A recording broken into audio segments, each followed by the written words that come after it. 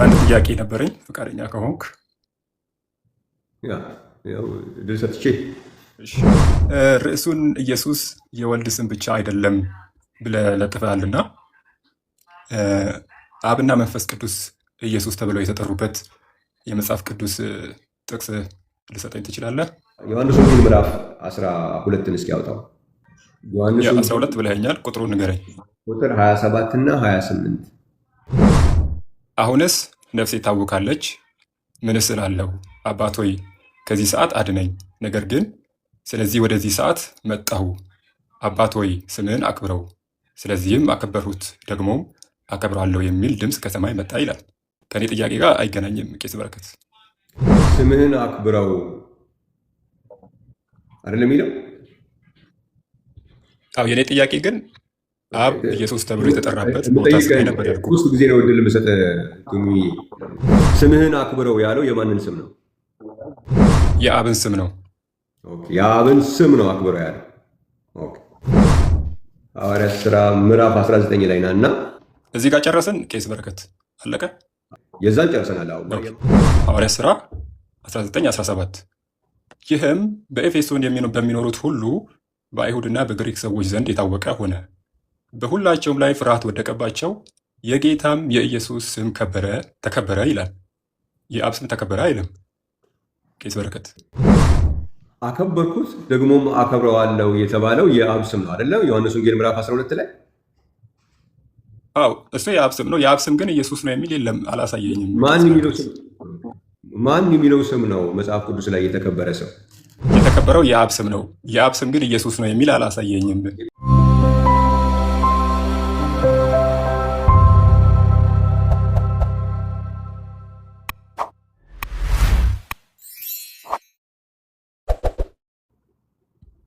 ሰላም ቱሚም። ሰላም ፓስተር በረከት፣ እሰማለሁ። ይሰማል። እንደምን አለ? እግዚአብሔር ይመስገን፣ ሁሉ ሰላም። እግዚአብሔር ይመስገን። እሺ፣ አንድ ጥያቄ ነበረኝ ፈቃደኛ ከሆንክ። ያው ድል ሰጥቼ። እሺ፣ ርዕሱን ኢየሱስ የወልድ ስም ብቻ አይደለም ብለህ ለጥፈሃልና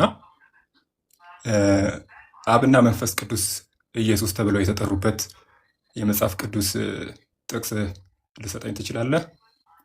እንግዲህ አልነበርክም ማለት ነው ትምህርቱን ስሰጥ። አይ ጥያቄን እንድትመለስልኝ ነበረ ባስቀመጥከው ርዕስ መሰረት እኮ የጠየቀው ጥያቄ የመሰለኝ ኢየሱስ የሚለው ስም የአብም የመንፈስ ቅዱስም መሆኑን የሚገልጽ ምን ማስረጃ አለ መሰለኝ አይደለም ያልከው? አዎ፣ ጥቅሶችን ብትሰጠኝ እኮ ለዛ እኮ ነው ጥቅሶቹን እየሰጠው ነበር። አልነበርክም ወይ ነው ያልኩት። ትምህርት ስሰጥ ጥቅሶቹን እየሰጠው አሁን ነው የመጣሁት። ኦኬ፣ አሁን ነው የመጣው። ኦኬ፣ ለዛ ነው አሁን ነው የመጣሁትና ኦኬ፣ እሺ። ኢየሱስ የሚለው ስም ለዚህ ብቻ ሳይሆን በመጽሐፍ ቅዱስ ውስጥ አንድ ሐሳብ በአንድም በሌላም መንገድ ሊነገር ይችላል። የግዴታ እኛ በፈለግነው መንገድ አይደለም መጠበቅ ያለብን በሚል ኢየሱስ የሚለው ስም የወልድ ብቻ እንዳልሆነ ሊያሳዩ የሚችሉ ጥቅሶችን እያነበብኩ ነበረ። እስኪ መጽሐፍ ቅዱስን ከነዛ መካከል አንዱን ላውጣለን። ዮሐንስ ወንጌል ምዕራፍ 12ን እስኪ ያውጣው። እሺ፣ ዮሐንስ ወንጌል ምዕራፍ 12 ቁጥር 27 እና 28። እሺ፣ አብና መንፈስ ቅዱስ ኢየሱስ ተብለው የተጠሩበትን ነው አይደለ የምታሳየኝ?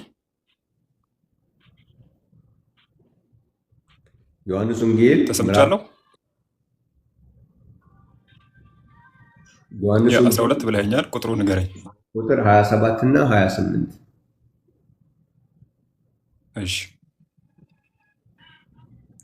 እሺ፣ ይኸው ላንብብልህ። አሁንስ ነፍሴ ታውካለች፣ ምንስ እላለሁ?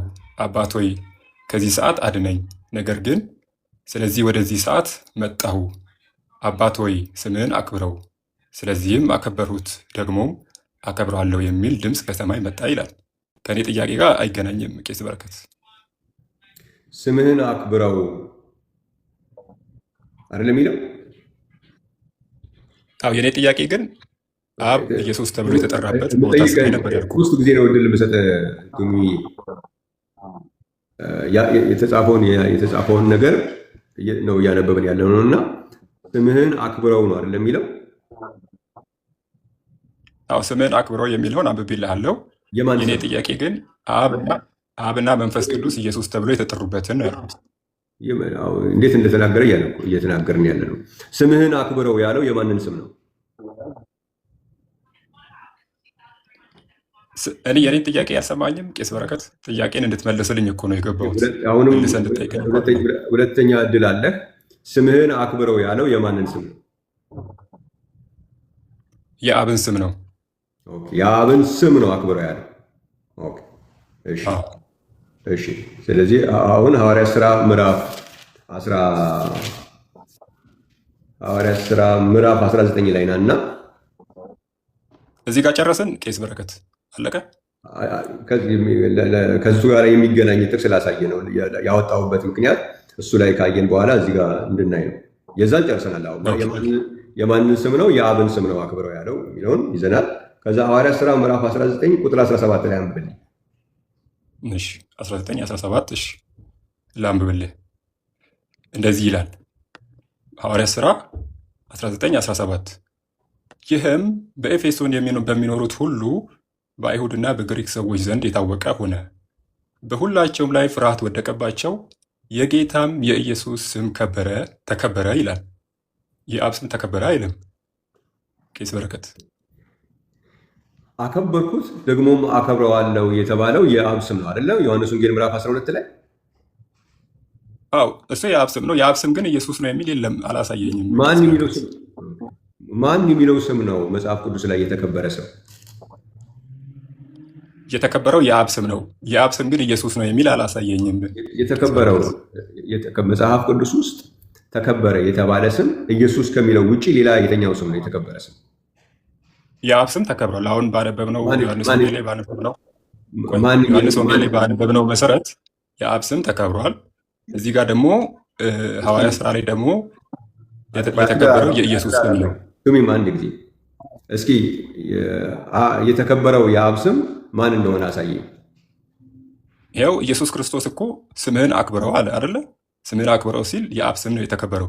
የእኔ ጥያቄ ግን እስቲል ምናልባት ልድገምልህ ጥያቄን። ቱሚም መጽሐፍ ቅዱስ ውስጥ ተከበረ የተባለ ስም ኢየሱስ የሚል ስም ነው ተከብሮ ያየ ነው። ሐዋርያት ሥራ መሰረት ዮሐንስ ወንጌል ላይ የተከበረው የአብ ስም ነው። እስኪ ማን የሚባለው ነው የአብ ስም እኮ? እሱን ንገረኛ። የአብ ስም ኢየሱስ ነው የሚለውን እኮ ነው የጠየቁት። አንተ አልክ እኮ። እኔም ያልኩትን እኔ የአብ ስም ኢየሱስ ነው አላልኩም። የአብ ስም ኢየሱስ ነው አላልኩም። ቄስ በረከት አንተ ነው ያልከው። አትደራርብብኝ። የአብ ስም ነው የተከበረው አልክ አይደለም እኮ? የአብ ስም ኢየሱስ መሆኑን አሳየኝ አልኩ። እኔ ደግሞ እኔማ የተከበረ የአብ ስም መጽሐፍ ቅዱስ ውስጥ የተከበረ ስም ስፈልግ የአብ ስም የተከበረው ኢየሱስ ብቻ ሆኖ ነው ያገኘሁት። ሌላ ስም የተከበረ ካለ የአብ ስም እስኪ አሳየኝ እኮ። እሱን እኮ ነው አሳየኝ ምልህ። የአብ ስም ኢየሱስ መሆኑን አሳየኝ ስልህ ጥቅስ አልሰጠኸኝም። የሰጠውን የሰጠው የተከበረ ስም የአብ ስም ነው የተከበረው መጽሐፍ ቅዱስ አለ። የአብ ስም ተከበረ፣ ግን የአብ ስም ኢየሱስ ነው የሚል አለ ወይ? እሱን እኮ ነው ቄስ በረከት። እንደሱ አይደለማ በቀጥታ እሺ። የአብ ስምን ተወሽ፣ የመንፈስ ቅዱስ ስም ንገረኝ። ይህንን ጨርሳ መጽሐፍ ቅዱስ የአብ ስም ተከበረ አለ። ከብሮ ያየነው ስም ግን ኢየሱስ ነው እኮ። የአብ ስም ኢየሱስ ነው የሚል ጥቅስ ስጠኝ ስል እኮ አልሰጠኝም ቄስ በረከት። በዚህ መንገድ ነገረን እኮ ነው ምን። እሺ ጥያቄውን ላስተካክልልህ። ቄስ በረከት አታቋርጠኝ። እየደጋገምክ ነው ቱሚም። አንተ ዝም ብሎ ጨርስ እየነገርኩህ እኮ ነው። መጽሐፍ ቅዱስ በፈለገው መንገድ እየነገረን ነው። የግዴታ የአብ ስም እከሌ ነው፣ የመንፈስ ቅዱስ ስም እከሌ ነው በሚል መንገድ ብቻ ሳይሆን እግዚአብሔር በአንድም በሌላም መንገድ ነው የሚናገረው። ይህን በዚህ መንገድ ነው የሚባል ነገር ሊባል አይችልም። እግዚአብሔር እሱ በፈለገው መንገድ ሲነግረን ዋናው መጽሐፍ ቅዱስ ላይ ይኑር እንጂ ያንን ነው የምንቀበለው።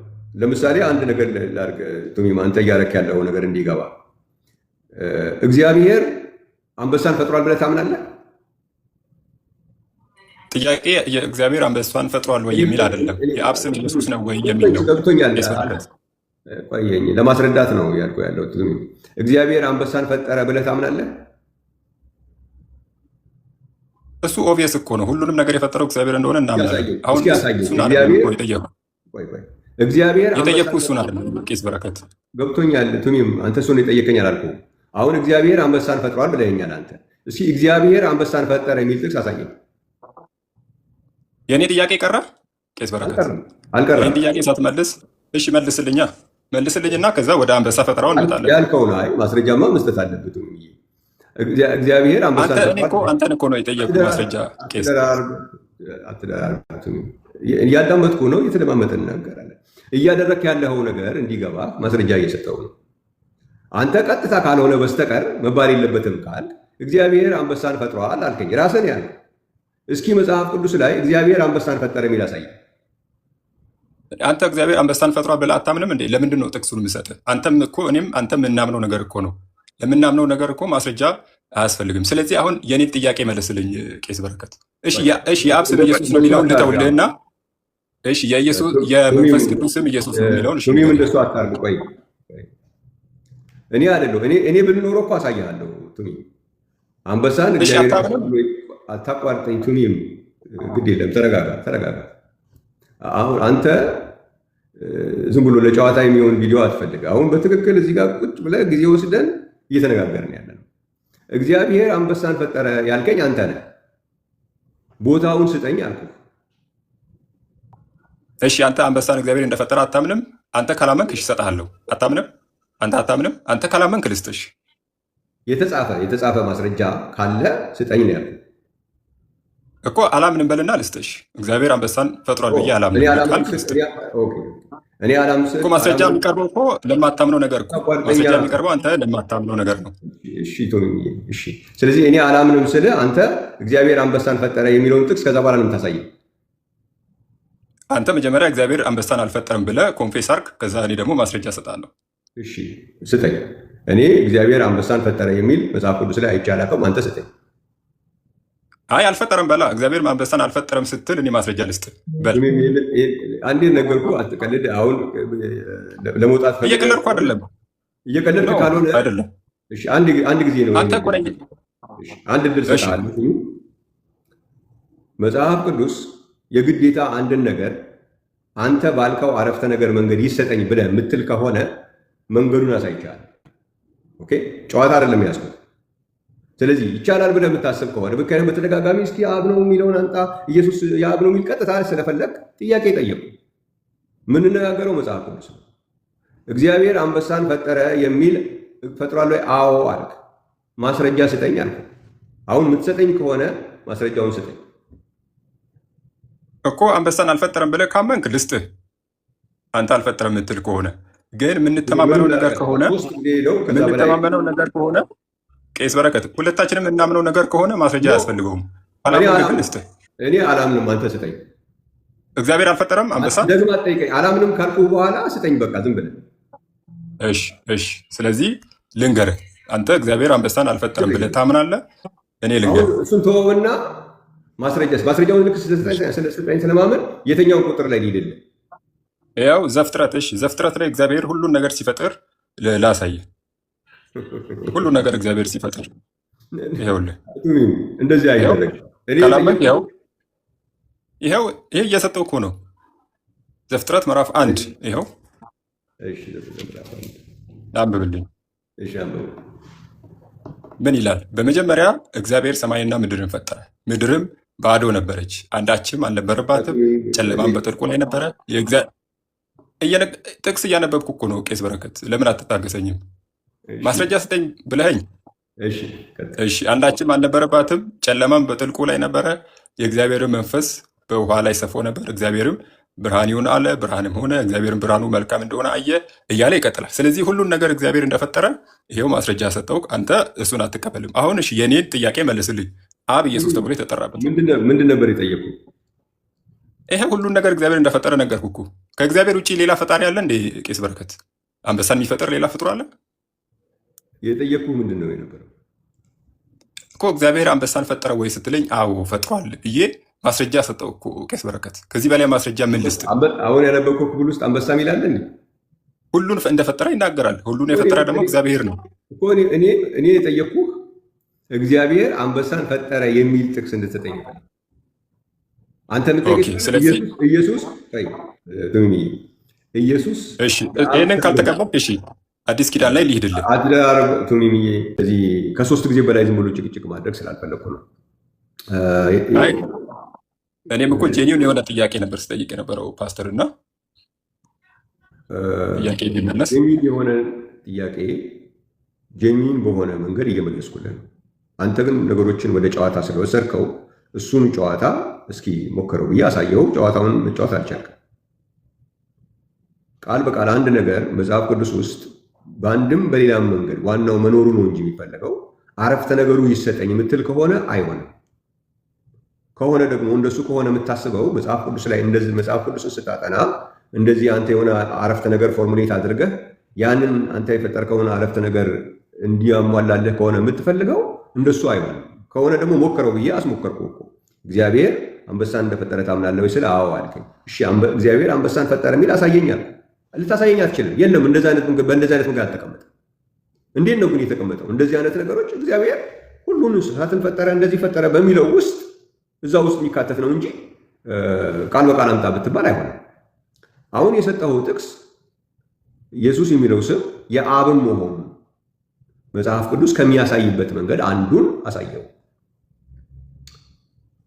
የተከበረ ስም፣ ምክንያቱም አከብረዋለሁ ያለው ሌላን ስም አይደለም፣ የአብ ስም ነው። አከብረዋለሁ፣ አከበርኩት፣ አከብረዋለሁ የተባለ ስም የአብ ስም ነው። በመጽሐፍ ቅዱስ ውስጥ ግን ከበረ እየተባለ የምናገኘው ስም ግን ኢየሱስ የሚለው ስም። ስለዚህ አከበረ የተባለው ስም የአብ ከሆነ ከበረ እያለ የምናገኘው ስም ደግሞ ኢየሱስ ከሆነ እንዴት ነው ኢየሱስ የአብ ስም የማይሆነው? አይደለም።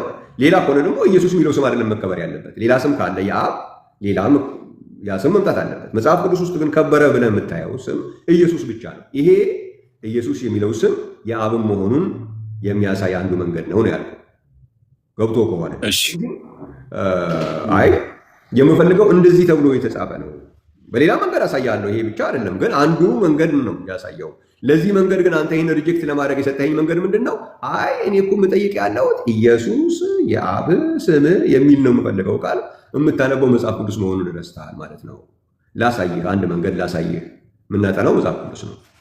መጽሐፍ ቅዱስ ላይ ቢኖር ሀሳቡ እንጂ በዚህ መንገድ ይባልልኝ ካልክ መጽሐፍ ቅዱስ አይደለም የምታጠናው የሚለውን እንድታየው ነው። ሌላም ማስረጃ ልሰጠህ ይችላለሁ።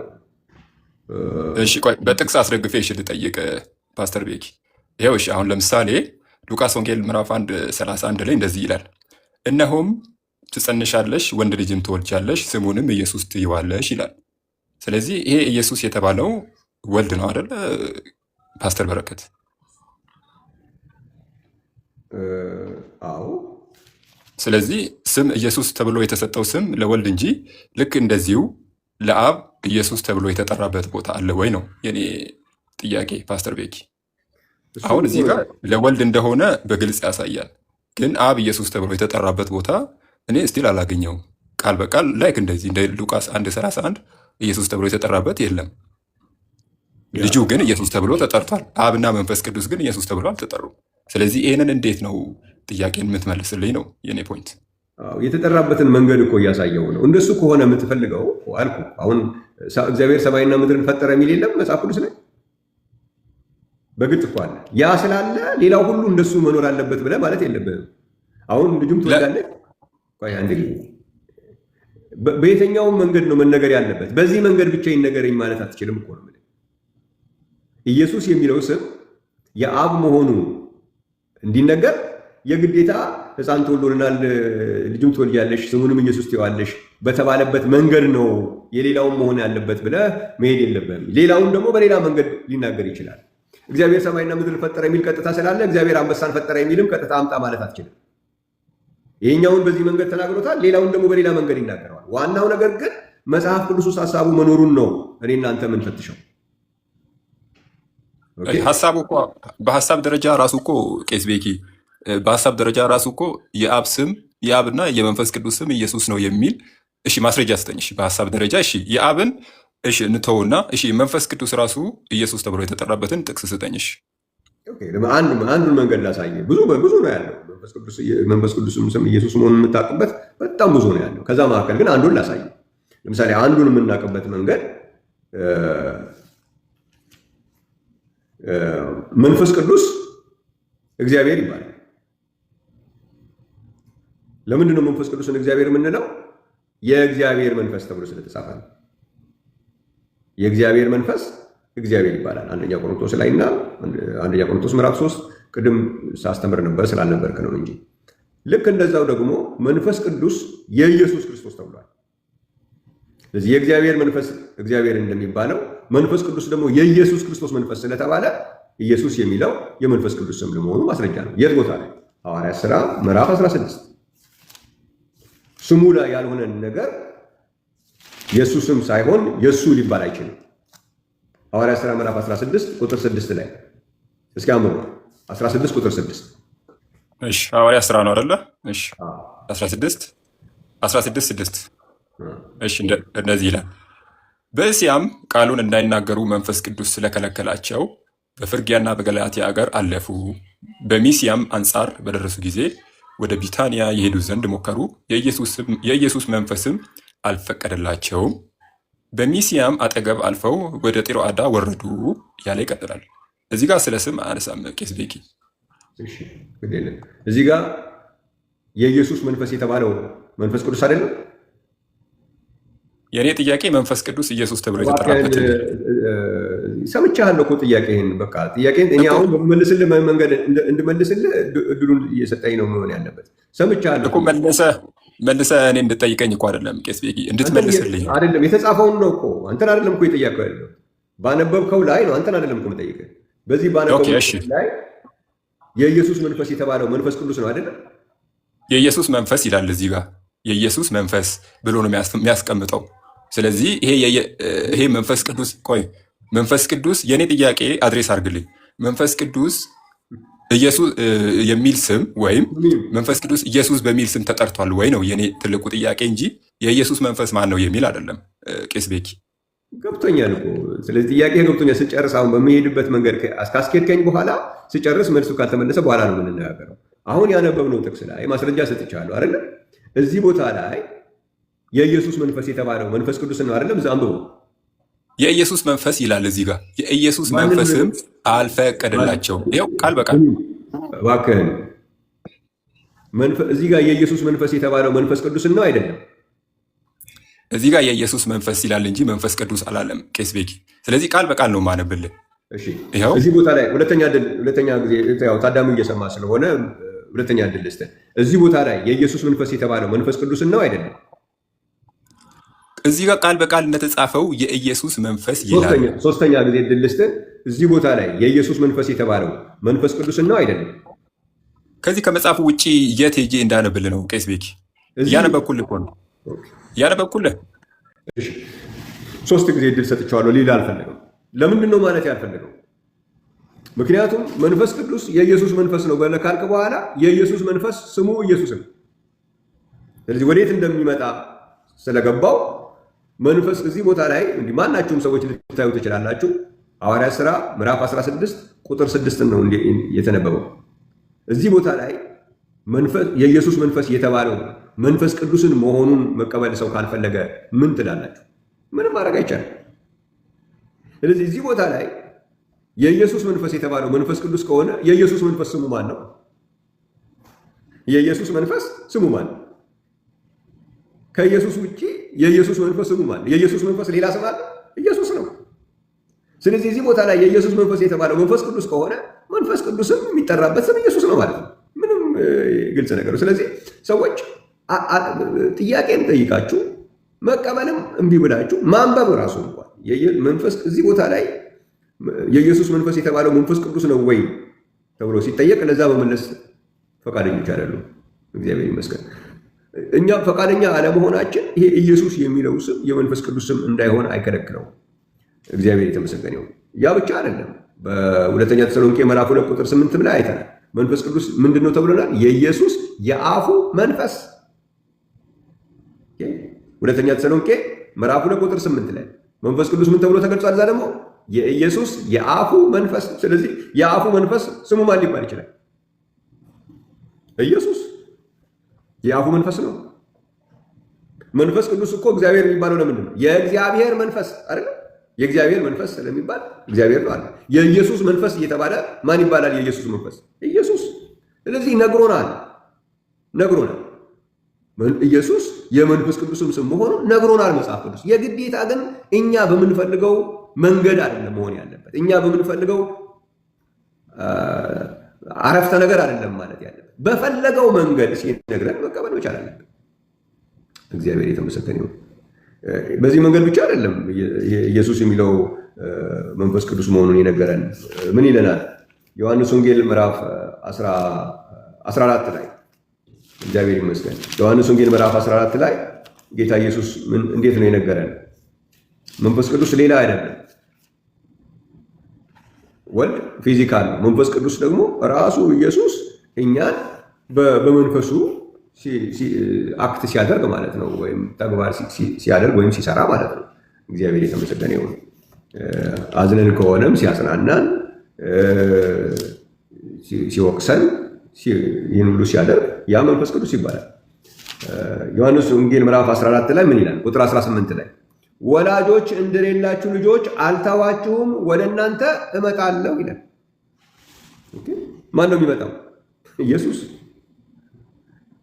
ስለዚህ የሚሄደው እሄዳለሁ፣ ከዛስ እመጣለሁ። ስለዚህ የሚመጣው ሌላ አይደለም፣ ኢየሱስ ራሱ ነው የሚመጣው። ግን በምኑ? በመንፈሱ ነው የሚመጣው። ያ ነው መንፈስ ቅዱስ ማለት ነው።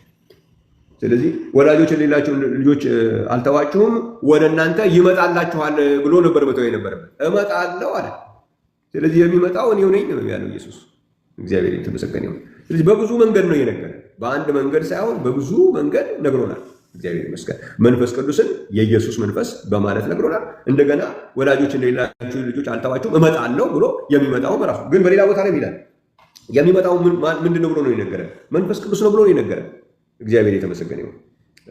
እኔ ሲሄድ የሚመጣላችሁ ምንድን ነው ያላችሁ? መንፈስ ቅዱስ ነው ብሎ ነው የነገረን። እግዚአብሔር አጽናኙ መንፈስ ቅዱስ ይመጣላችኋል ይለናል። እግዚአብሔር ይባረክ።